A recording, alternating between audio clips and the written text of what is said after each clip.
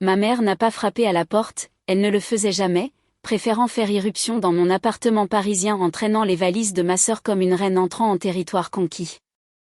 Ma chérie, dit bonjour à la nouvelle locataire des lieux, a-t-elle déclaré d'une voix dégoulinante d'un triomphe qui ne lui appartenait pas, suivie de près par Léa qui se pavanait avec ses lunettes de soleil sur le nez, comme si elle était allergique à la réalité. Je réquisitionne ta chambre pour ta sœur, a claqué ma mère, alors débarrasse tes affaires immédiatement, et une veste m'a frappé au visage, suivi de leur rire moqueur. C'est à cet instant précis que j'ai souri, un petit sourire contrôlé qui effrayait toujours ceux qui savaient observer, car elle n'avait aucune idée de ce que j'avais fait la veille. Jadis, je pensais que l'amour familial était immunisé contre la trahison, j'étais naïve, je sais. Avant ce jour, j'aurais décrit ma mère comme stricte, envahissante, parfois manipulatrice, mais restant ma famille, et ma sœur comme une enfant gâtée chez qui je croyais voir une part de bonté enfouie. Je les aidais tout le temps, payant leurs factures, leurs courses et même les frais de scolarité de Léa, et quand elle oubliait ses mots de passe, on disait que j'étais la responsable sur qui on pouvait compter. Je pensais que cette dépendance signifiait de la reconnaissance, mais la dépendance est aussi ce que les prédateurs ressentent pour leur proie.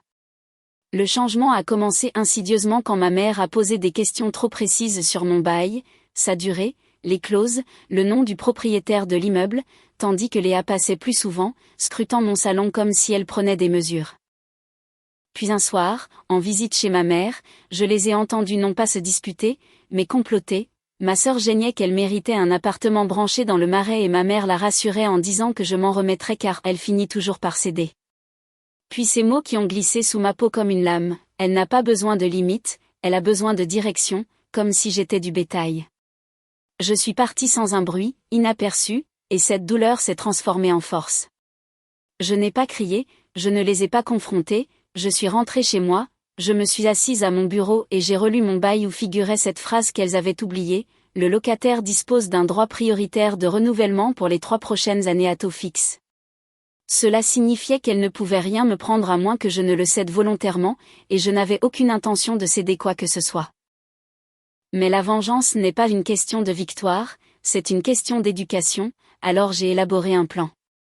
Première étape, j'ai envoyé un courriel à mon propriétaire pour activer mon renouvellement anticipé, il a répondu dans l'heure, c'était fait, verrouillé, légal et contraignant. Deuxième étape, j'ai parlé à mon ami Antoine, un avocat qui appréciait la justice mesquine presque autant que moi, et il m'a aidé à rédiger une mise en demeure polie mais ferme stipulant que toute tentative de déplacer des biens dans mon logement sans mon consentement serait considérée comme une violation de domicile.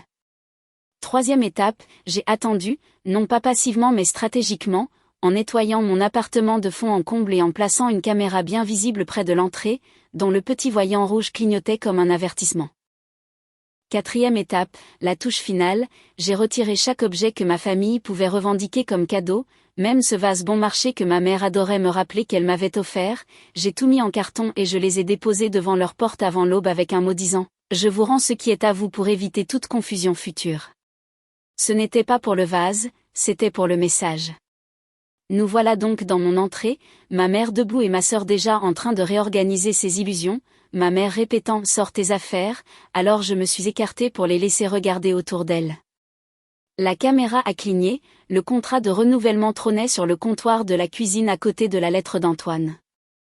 Léa a tendu la main vers la poignée de ma chambre, mais avant qu'elle ne le fasse, j'ai dit calmement « Vous devriez savoir quelque chose ».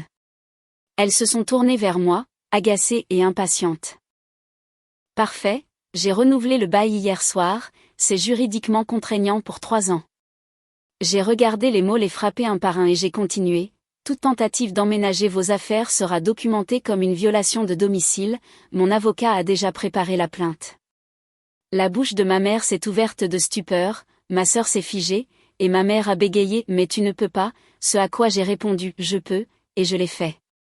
Je me suis dirigée vers la porte d'entrée et je l'ai tenue ouverte avec un sourire doux mais chirurgical en disant « Vous êtes venu ici pour me prendre quelque chose, mais le problème, c'est que vous avez supposé que je ne faisais pas attention. » Pour la première fois depuis des années, elles étaient sans voix, vraiment sans voix.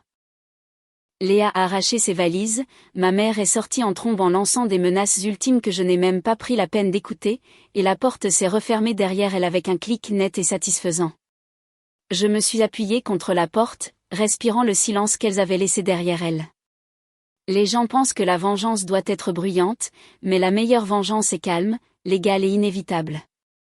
Il n'a jamais été question de l'appartement, il s'agissait de leur rappeler que je ne suis plus l'enfant qu'elles peuvent contrôler, écraser ou réorganiser quand ça les arrange. En retournant dans ma chambre, celle qui était la mienne hier, aujourd'hui et pour les 3 prochaines années, j'ai murmuré les mots que j'aurais dû dire il y a longtemps, je ne vous appartiens plus. Et mon Dieu, que ça faisait du bien.